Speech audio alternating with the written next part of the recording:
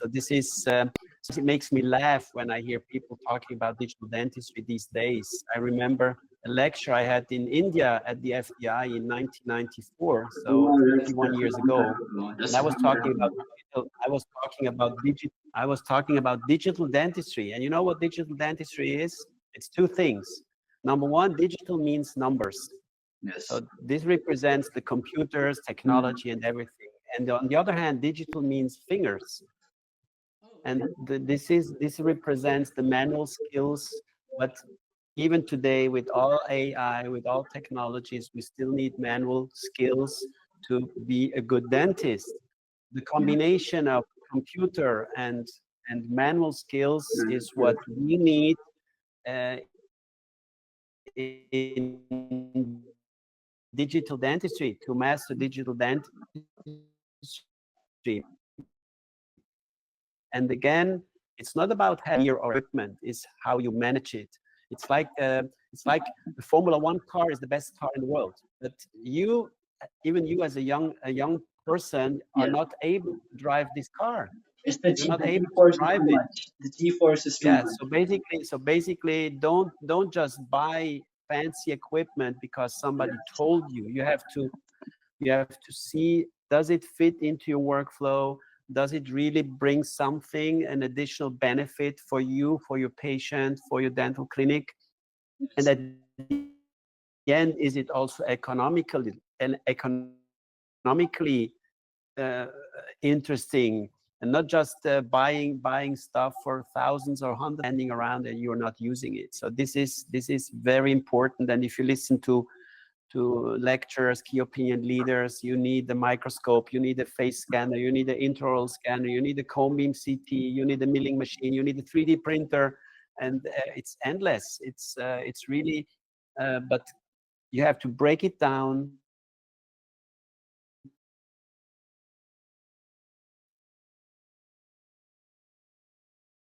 Think about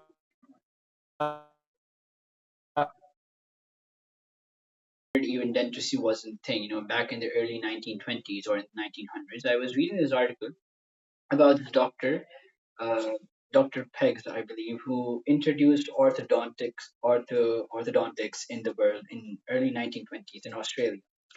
And it's so beautiful and so crazy the way he changed and shaped orthodontics what it is today. So, what would you like to tell us about dentistry in the past, when back in medieval times where they used to use gold and other sorts of instruments, which if we look back during that time and up till now, it's really different. So, what would you coin or explain or tell something about that?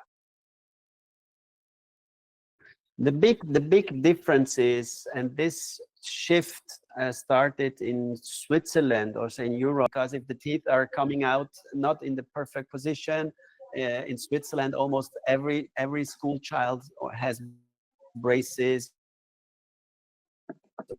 going very strong. But on the other hand, also there, with AI technology, orthodontic, you have a dental hygienist, they say no.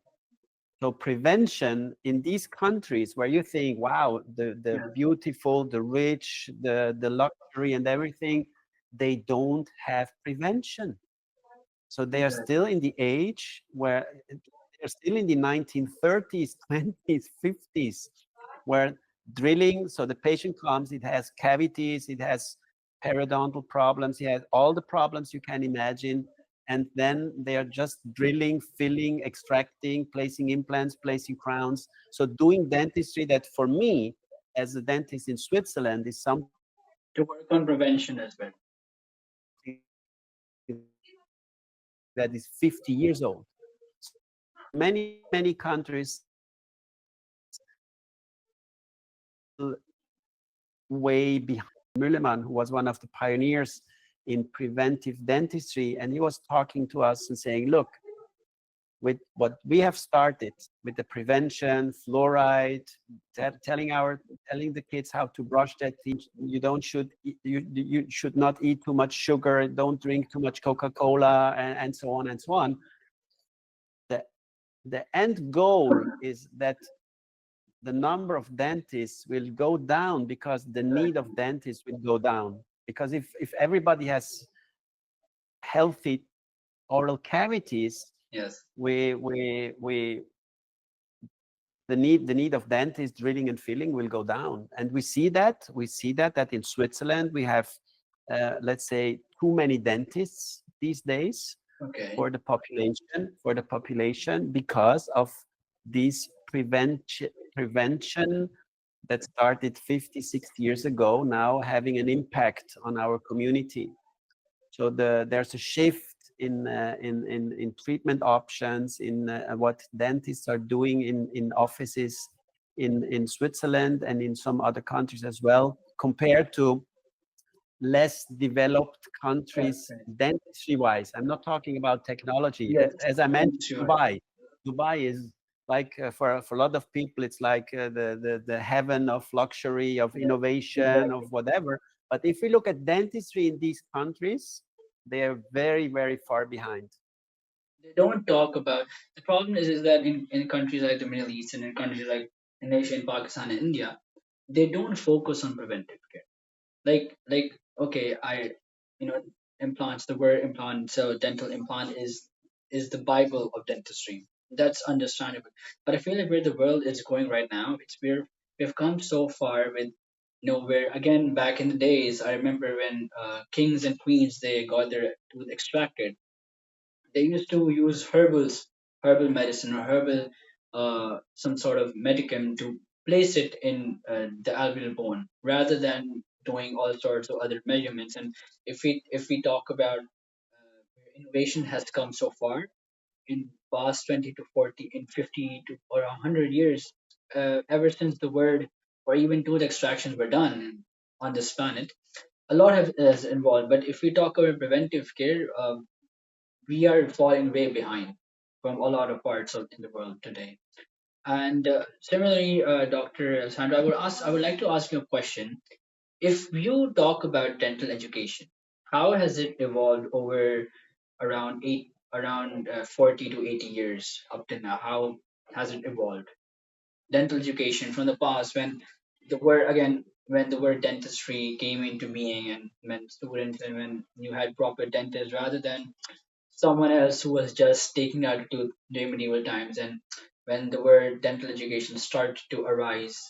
So how do you think it has evolved from the past 40 to 50 years up till now? Well, in some parts it has evolved. In some parts it has get worse. Okay. So basically, when I was a student, we had the focus was a lot of training manual skills. So we Okay. worked a lot on patients. We did Mhm. our crowns ourselves. We did the prosthesis ourselves. So there was a lot of the hours every week was on manual work at the patient. So that's the foundation. It changed in the 1990s, so 30 years ago, when there was a stronger focus on theoretical education. So Yes. less patient work, more theoretical education, and this led to less prepared dental students. So after the master degree, when they finished dental schools, they were less ready for the real world, you know. So postgraduate education has become more important. Now we have also the all the struggle that the younger generation faces on not being into marketing, leadership, communication. So a lot of things Exactly. that we don't, and I see that now there's a new era starting with artificial intelligence that could us help to get back in time, get more practical education, because we don't need the same amount of time to learn all these technical, theoretical skills, because AI can help us with that. Yes. We could reduce the amount of theory by a lot. So I would say we could more than cut it by 50 or 60 or 70%, because the theory and also some medication stuff, etc., is changing. And you could, like I was saying to other friends, I'm using like my Ray-Ban Meta glasses. Yes, you showed us And then that. and then You and then showed us and that. then you can ask AI. If a patient asks you a question about the medication, they say, hey Meta, what is this medicament about? Does it have an impact on my dental treatment? Blah Mm. blah. And so the theory is there, and we could focus more on training ourselves to be a better dentist, and add also some lessons in marketing, communication, leadership, and all this into the curriculum without Exactly. losing. You say we could pack more information inside the dental education and creating better dentists in the future with the help of artificial intelligence. So this is for me an exciting development that could, like, let's say, bring us back into the golden times of dental education, where dental education was more focused on practical training and less on theory. So this is for me the future, is adapting some things of the past, making them better. We don't need to learn how to make a gold crown. We need to learn how to make good bonding. We need to make nice veneer. So basically, or do good prevention. So we also Welcome need more preventive care. teaching in preventive care and all this, to know the correlation between oral health and overall health. So there's a lot of things we could change, but at the end, making dentistry even more fun. You know what I mean? Because Yes. if you integrate the marketing, the leadership, all these things into education, if you finish dental school, you still have to learn, but you are more ready to start your dental career than you are actually now. Now I see that a lot of young dentists are struggling, Yes. True. because they see, oh, I'm missing so many things, Mm. and then some give up and say, okay, then I will be the dentist and do just some composite fillings and not becoming more than that. So it stops the development of a lot of young dentists around the globe. And it's true. I was reading. There was this book that I was reading, sir, and in that book there was a time where a lot of painters and artisans back in the medieval times, in the past, a lot of them did these sort of things, I don't remember the name, but I guess it was Henry the 10th or the 12th. He basically got as his he had gotten a golden crown, and the person who did it was basically a craftsman. So it's even before time when we heard the term dentistry, craftsmanship. The idea of craftsmanship and artisans has always been big played a big role in the field of dentistry. And in accordance to that, if like one of the landmarks that we talked about right now in dentistry was orthodontic brackets, what do you think are some of the more moments or other discoveries that has changed dentistry in up till now in the field? Like, what are other landmark things and other landmarks in and different moments in the field of dentistry that has changed dentistry as itself as something else? Hello. Yes, yes. Can you hear me, sir? I just can you please Yes, repeat the yes. question, because it was like lost in That's fine. lost in Basically, somewhere. sir, like I said before, that in the past, a lot of craftsmen or goldsmith or people who work in the field of artisans, they were the people who basically did these sort of dental procedures. In accordance to that, what do you think are some of the other landmark moments of dentistry that has changed this field forever, apart from the one that we just talked about, which is orthodontic brackets? What do you think is another field in dentistry, or another specialized product, or any sort of procedure that has changed this field forever? Well, basically, it's the advent of CAD/CAM dentistry. So the intraoral scanners and milling machines, and now recently also 3D printers. So Yeah. basically, the possibility for the dentist to be more efficient in recording information. So instead of doing these analog impressions, to scan situations, to do either in-house production, so scanning, designing, milling, bonding, or sending information to the lab. So the digital workflow for sure has changed dentistry dramatically over the last 40 years. So it was introduced in the 1980s already. So the CEREC system was one of the first, or the first CAD/CAM system on the market. And this concept for me is one of the most important changes over the last decades in dentistry, or maybe even the biggest change in dentistry ever. That we are now able to get our workflows more efficient, to share information easier with our patients, with the dental lab, with other colleagues. So this is really the game changer in dentistry, that we are moving away from analog to digital workflows. So what about cosmetic dentistry? How would you say cosmetic dentistry or aesthetics have changed over the past decade or over hundreds of years? How has it changed? Cosmetic dentistry. Yeah, cosmetic dentistry is influenced a lot by Hollywood and the media. So it's different and it's different in different Yes, countries. exactly. So you see that there's a culture impact on cosmetic aesthetic dentistry. Again, if we talk about Switzerland, also here people prefer people prefer to take care of their teeth.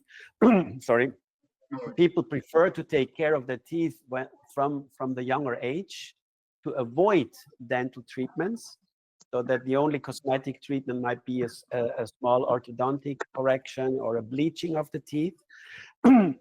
While in other cultures, they don't care about their teeth, and they say, okay, now next week I will marry, and now I want white teeth, and you can cut them down and put the veneers on or do the crowns, and they don't care.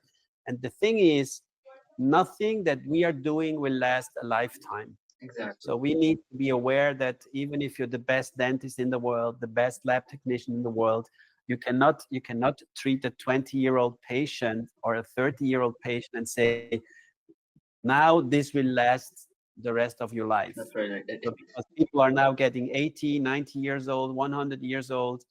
And so the longer you avoid dental treatments, the better it is for the longevity of your oral cavity. So this is the new concept. Everybody's talking now about longevity, and I have an interesting approach of a colleague of mine when he's talking to patients and how to create the awareness on prevention. He draws like a diagram showing the age of the patient. Let's say you are a 35-year-old patient comes to your dental office, Okay. and you show him, okay, the average age you will reach, if you're a woman, you will get 85 years old, 85 years in Germany, or let's say, I don't know how many years in your country, but you will get a In decent Pakistan, it age. depends honestly, but I'd say it's normally around 80, 90, and some even, I mean, the older generation has lived up to 100 years old. The Yeah, but generation, basically you tell the patient, okay, you will reach 80, let's say 80 or okay. 85. You're now 35, but your teeth, if I check your oral cavity, your teeth are already 55 years old, Hmm.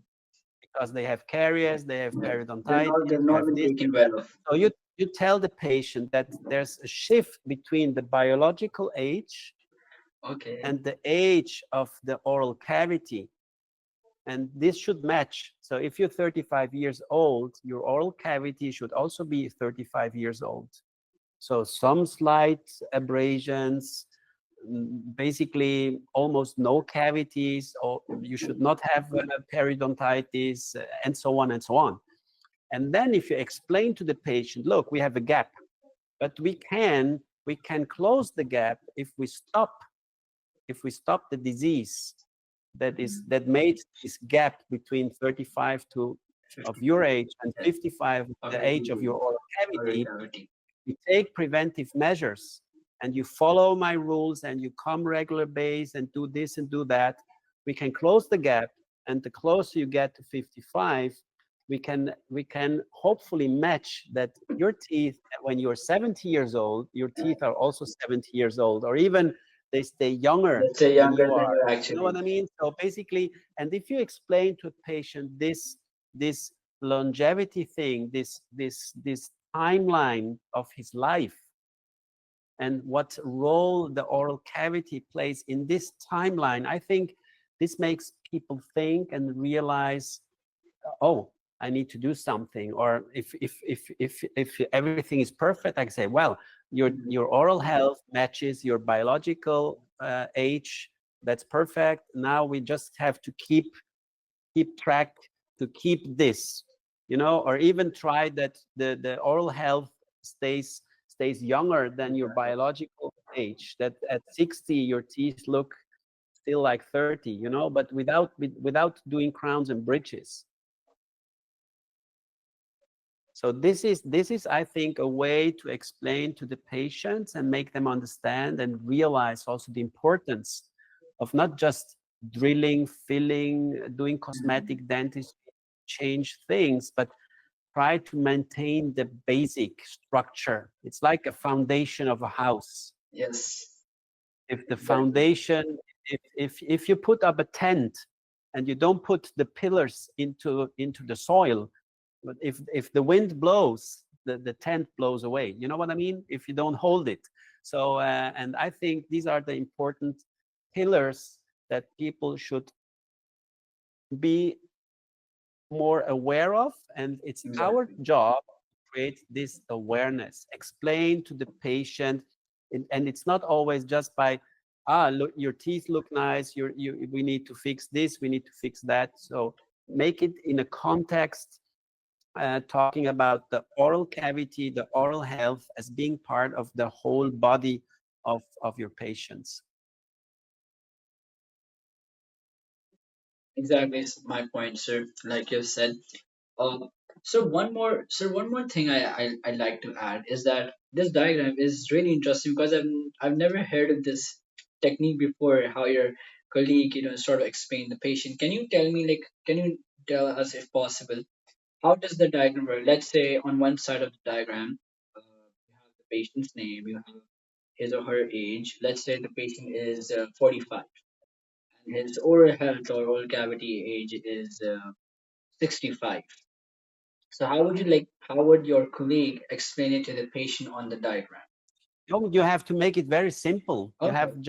You have to draw like a circle. That is the patient with all his information, and then you put a timeline, Oh, okay. and then you just show that there's a difference in the timeline of his biological age Okay. with all the body information and the oral cavity health. That is genius. So That is genius. don't make it too complicated. Make it easy that the patient sees there's a difference. I can And share. I have the diagram not just here on my, but I can share this diagram with you. for sure, sure, this is something really interesting for all of us. And and again, sir, there. Okay. So, what would you say if in a lot of different countries, like what are sort of like the main misconceptions that patients have when going to the dentist in a lot of other countries, or generally right now if we talk about the present day?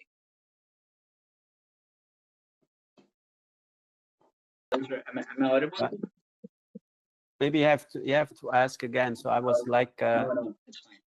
So my question was, what are the common misconceptions patients have about still going to the dentist today? the misconception of most patients is that they don't understand, or still patients are still the number one issue in making prevention profitable, because patients advice, and an advice should be also a form of treatment in the concept or in the thinking of our patients. So they should change the concept. Again, like when in Southern European countries, when people go to the doctor, they always ask about antibiotics for anything. So if they go to the doctor, they always ask about antibiotics because they think this is the wonder drug that heals everything. Oh, And then you have, as a doctor, then sometimes you say, no, no, no. you don't need antibiotics because there's no infection, there's no bacteria. You have a viral infect, so antibiotics doesn't help at all. But the patient wants something. So what you It's a could do is psychological idea give they him have in like their mind. sugar tablets, you know, this like a placebo. Yes. You give him something and say, this is the magic pill. This is even better than antibiotics. Just take this and you will feel much better within 2 hours. So it's like a You trick, know, basically. yes. So basically, sometimes you have to fool the patient if he wants something. So this is the difference between want dentistry or want medicine, We're- opposite to need dentistry, need medicine. You know what I mean? So the Yeah, want dentistry is very popular in highly developed countries where we have a very good healthcare system. So people say, I pay a lot for my health insurance. I expect to get the best treatment possible. The best treatment is also the most expensive treatment. expensive treatment. And they say, I pay for it, I want it. And they don't care. They say, I pay for it, I want it. And then they don't say, well, are you right? If I change this, I don't need all this treatment, and we all save money. But then it comes to the point that maybe we should be less egoistic and say, okay, if everybody steps down and says, okay, I just need to change a small thing in my life uh, to avoid extra Spending so costs much. or avoid extra expenses for my health. This helps not only me but the whole system and everybody. So, but this needs a change also in the in the population in everything. But the starting point are the doctors communicating better with their patients, talking about prevention, and making this also something more important, that people are ready to pay for it. If I tell you that if you invest 200, 300, 400, $500 in your prevention, we really examine all the factors. We It's like if you go to a personal coach for becoming a better sportsman. We say, now I hire a personal coach to get fitter again. Everybody's ready, or a lot of people are ready to do so. Exactly. Coach, and then the coach says, look, first we need to change this, we need to change that, and this will be then the result.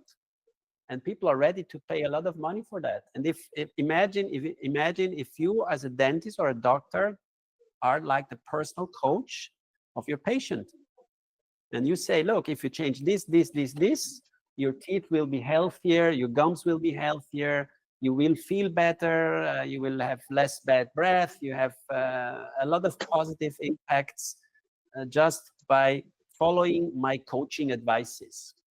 And so basically we should become more like personal coaches of our patients. Exactly. So I don't know if this has happened in Switzerland, but there was this one patient. Uh, her her husband would not talk to her for some reason, right? So she went to the dentist. Okay, and just she basically faked her problem, faked her complaint that she had severe stabbing pain in her tooth, and uh, it was 1/8 basically. It was her wisdom. Her wisdoms were normal, X-ray was normal, but she just faked that she had pain in that tooth, and she wanted to get it extracted, only for the purpose of her husband coming to meet her, because her husband wouldn't talk to her, like the wonder drug basically. She basically sort of faked her pain so that her husband can come and meet her. Sort of like I don't know if this happens in Europe or Switzerland, but it's a very funny story and a sort of sad one as well, where she was sort of neglecting her oral health, but at the same time she faked her pain so that her husband can come and meet her. Yeah, but this is a funny story, and maybe similar stories happen around the globe, because then we are combining combining medicine, dentistry with some personal problems or Personal issues problems that I've that observed, I've even seen shows as well where this where in a lot of TV shows, I mean, they are fake to a certain extent, the sort of scenarios they have. But I don't know if this has happened in Europe or sort of like this. Has this ever happened in Switzerland or in your dental clinic? well, not maybe not exactly the same, but Okay. there are some similar stories for sure. No, this it just made me really laugh. But again, it's a little sad as well. Is that she had to fake her pain and go to the dentist, and then her husband had to.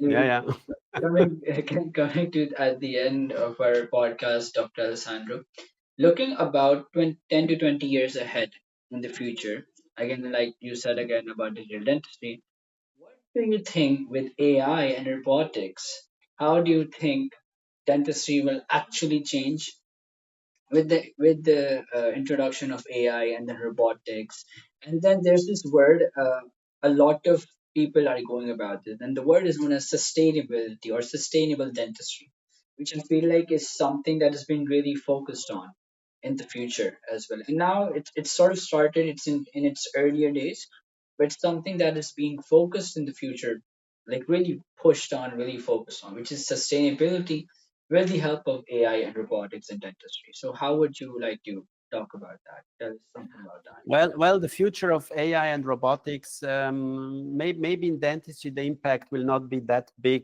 as in other professions.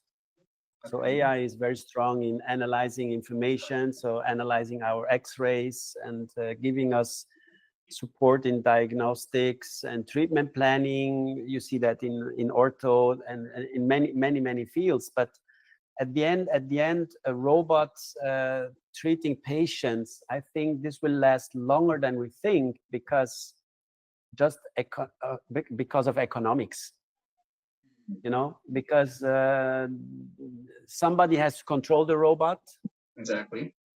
and if you're the dentist controlling your robot, you also want to earn money. You don't do it for free.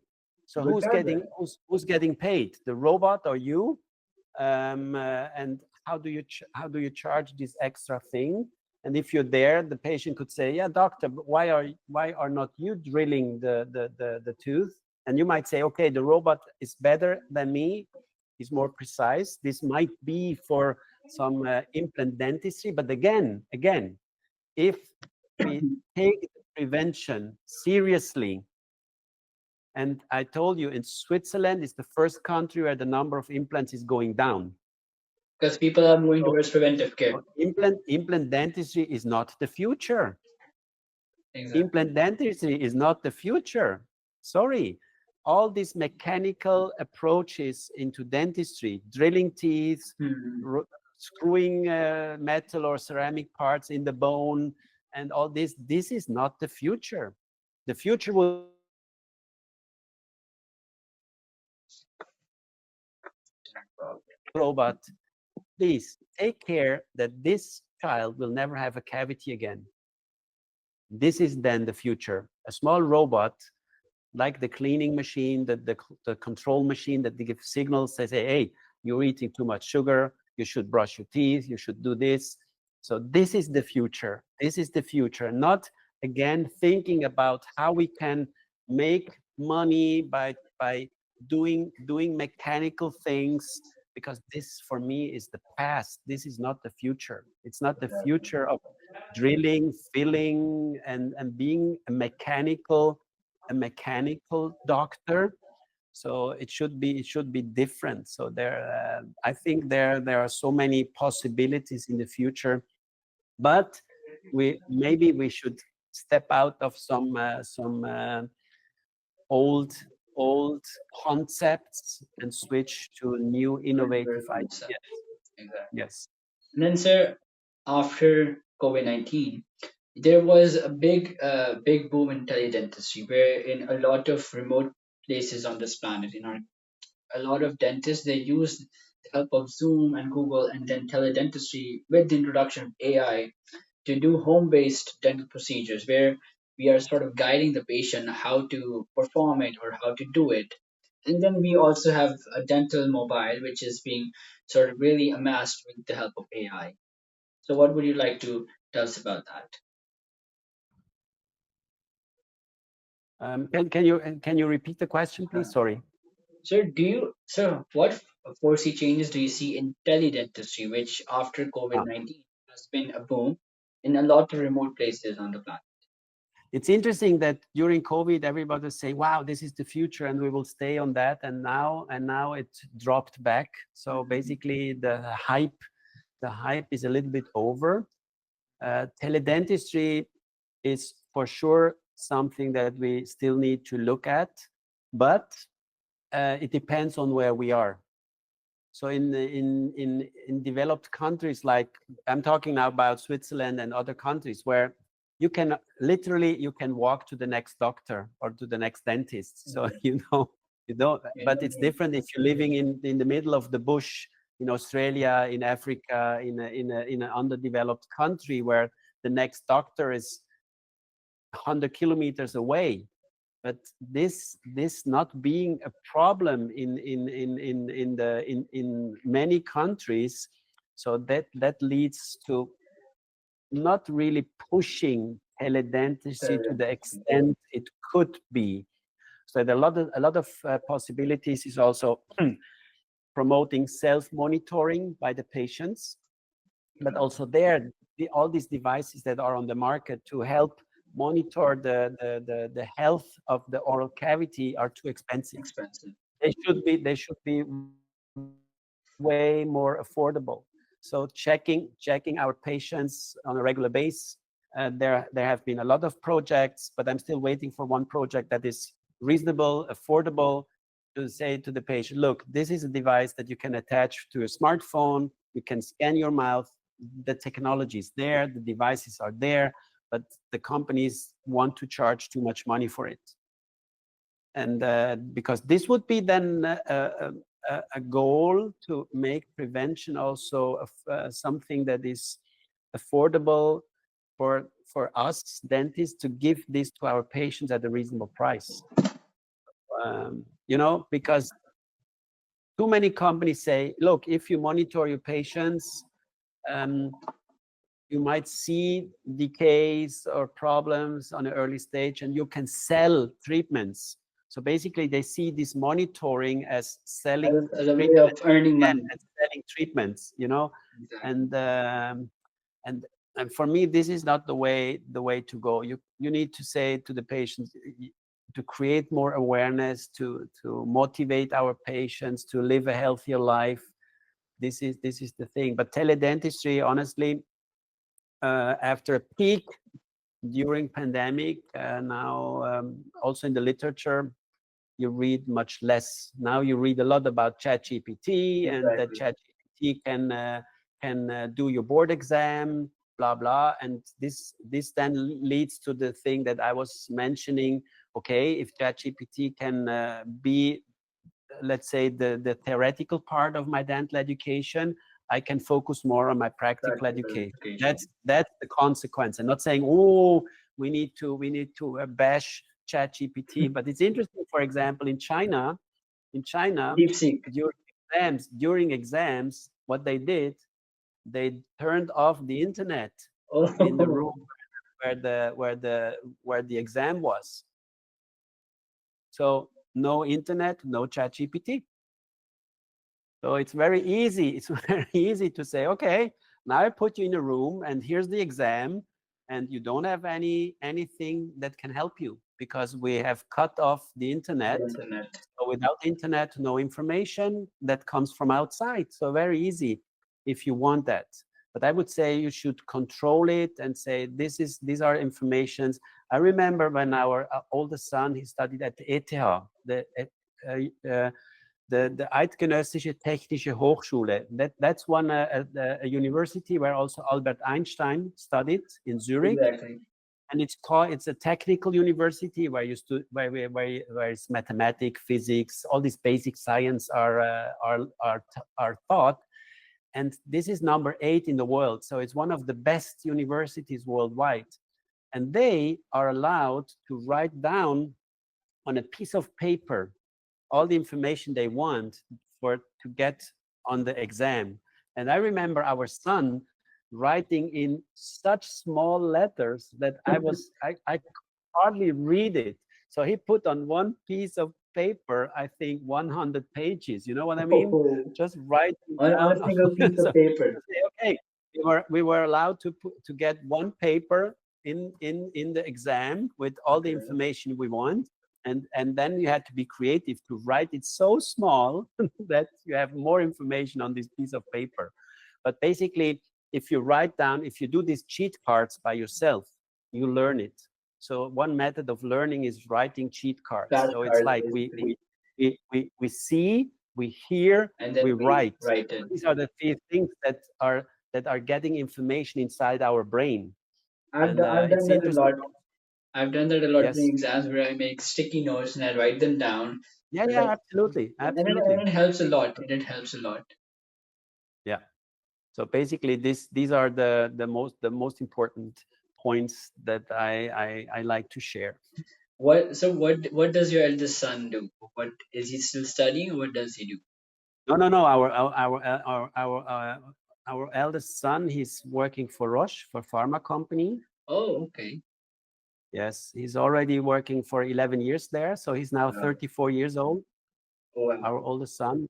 Now he's going for 3 years to San Francisco, working for Genentech. That's also a Roche company. Oh, I've been to San So Francisco. I was actually there last year, and it's a beautiful city. yeah, It's a beautiful city. he will be there for the next 3 years, and because his goal is to become CEO of Roche. Oh, exactly. Yeah, one day for sure, for sure. And I'll be there to shake my hand with him. Yeah, absolutely, absolutely. And That's and I, cool. and I believe, sir, one of your sons is a chef as well, if I'm not wrong. I Yeah, saw. that's our younger son. Our younger son is a private chef. So Oh, both of them are making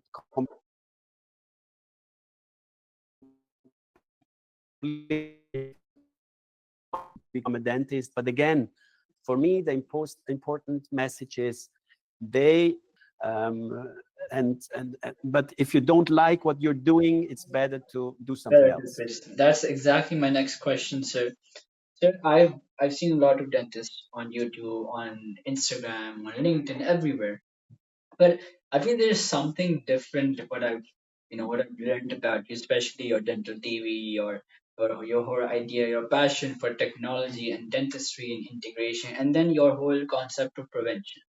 My next question, sir, actually is that what has kept you passionate about dentistry throughout all these years? Because ever since you graduated, you've seen a lot of changes in dentistry in this field through technology, through CAD CAM, through various, and now the generation of AI. So, how would you say, sir, like, what's your passion, what's your drive been throughout, and what advice would you give future dentists and dental students who are just graduating?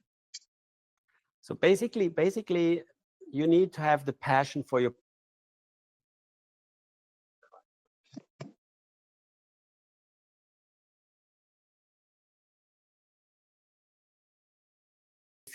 If you like working with people, this is something that for me is an interesting choice. So it was always for me. I always wanted to become a journalist, Okay, but then I switched my mind, and because medicine is also interesting, and in the field of medicine and dentistry, I think the part of helping people, of exactly. solving their problems, keeping them healthy, making them happy is really something. So the happy smile of a patient after successful treatment, Yes, this is worth more than money. You know what I mean? exactly, So if, exactly, if sir. somebody says, "Wow, doctor, you did an amazing job. I'm so happy. I'm looking good. I'm feeling good. I'm feeling better now." So this is really something that gives you back a lot of joy, of emotions, and this is the fun part, the beneficial part. And on the other hand, you need to work on your skills, on your communication skills, on your leadership skills. Being also an entrepreneur is important these Important. days. It is So it's not definitely. just being a dentist who wants to help patients, but also being a little bit a boss of a team, um, leading a team. At the end, this is then also the interesting part of being the chef of a team, being the captain on a boat, and leading the ship through the The waters. So water. I think this is Through the mighty interesting. sea, through the mighty sea, like the Yes, fires. absolutely. Yes, It's like my wife. My wife always told me she's master and commander. Maybe you know the movie with Russell Crowe, Master yes, and yes. Commander. I've heard of it, sir. So they follow him until the end of the world. You know what I Yes, mean? Whatever exactly, he decides, they will follow. It's not that hard, let's say, in a dental office, but you need to be a leader. You need to be a leader for your patients, for your exactly. team, and if you have joy, if you have this passion for this, and you should also learn to delegate. You need to learn to delegate. If you have a team, to tell them, look, this and this and this can be done by myself, but there are so many tasks that you should That you delegate. were And this is dedicated also to your team. something Exactly. that many of us are not good at. They try that, or they think that they have to do everything by themselves, and delegating tasks makes your team happier, makes yourself happier, and more efficient. So these are the points that I would like to share. But again, be passionate, love what you're doing, and if you feel love and passion within what you're doing, if you come to your office, whether you're an assistant dentist or you own your dental clinic, if you in the morning come to your office and you have like a positive feeling, positive energy, then you're on the right track. Exactly. I would say the same thing about me. So basically, sir, my parents are dentists as well, and growing up when I was a child, I used to see them, but I wasn't passionate about it. I've always been sort of a very artistic and creative kid ever since I was born. But slightly growing up, when I realized that this field is also about art as well, and that is the reason why I came into this field. Because for me, when a patient is smiling and when they thank me for the treatment or for even just talk to them, because like I said again, I feel like a dentist is a psychologist or a therapist. He's a personal coach. Okay, we are many things. We're not just a person. We're not just a doctor who's just giving medicine or doing a treatment, but we're giving an advice that is sort of, we're sort of listening to their problem. We're listening to their problems rather than just giving them the solution directly. And then after we have done listening to their problems, then giving them advice. So this is sort of what really inspired me to continue in this field, and that is the reason why I also started Dastan, to sort of visualize and tell the people, dentists, and bring people who are passionate about healthcare, passionate about bringing a change to the world in accordance to sustainability, because sustainability is really important from where we are going about the health of ourselves, about the human, and about our planet as well. So that is the reason why I started this project, and I have a whole team who is working on this. And so my goal is to expand, because this is not just a project for Pakistan. This is a project to work globally. I have dental students, dentists, companies, and people, and passionate people who are really taking care, who are really rooting for healthcare, rooting for health, and rooting for a sustainable earth, to work with them. So that is the whole goal why I started this, sir. And Cool. thank, I like young colleagues being passionate as you thank you, are, sir. and I hope that we can talk again in the future. Sure. So Sir, don't forget honestly, also I to check out my dental TV yeah. project that I moved now from Vimeo to YouTube to make Okay. it even easier to access for everybody out there. Yes. So if you guys didn't know, Dr. Alessandro has dental TV, and it's sort of like the Netflix of dentistry. And soon, I believe, sir, we talked about this briefly as well in our introductory meeting that we had. That Dastan, a few of that Dastan's episodes will be on dental TV as well. You talked about that you wanted that Dastan's episodes on dental TV. So sort of like that. But again, thank you, sir, for your time, and thank you all for watching this episode. Like you all know, we always bring some of the most wonderful guests from all around the world, and Dr. Alessandro is our first ever international dentist and guest on this episode. So thank you again so much, sir, for your time. And if you'd like to add anything else, sir, please do. Great. Thank you Thank you so for much, having sir. me Thank on you your so much. podcast, and let's stay in touch. Thank you, sir. Okay, bye. Thank you. Bye bye. Bye bye.